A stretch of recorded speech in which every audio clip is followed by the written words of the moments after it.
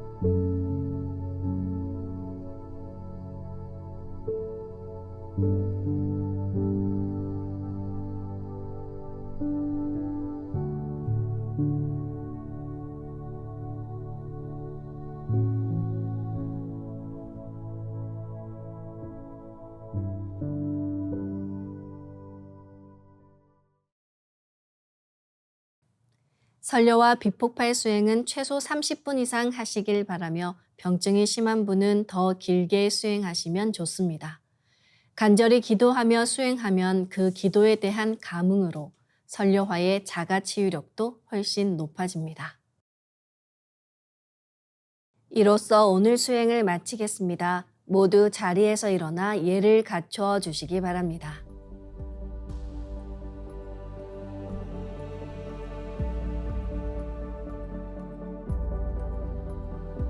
폐장을 하겠습니다. 앞에 모신 청수 뚜껑을 닫겠습니다.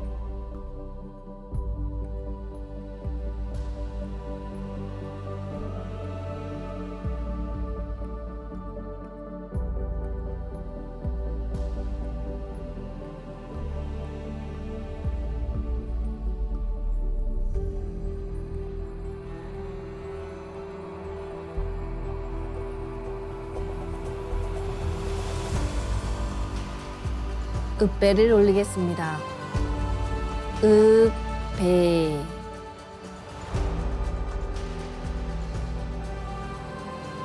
바로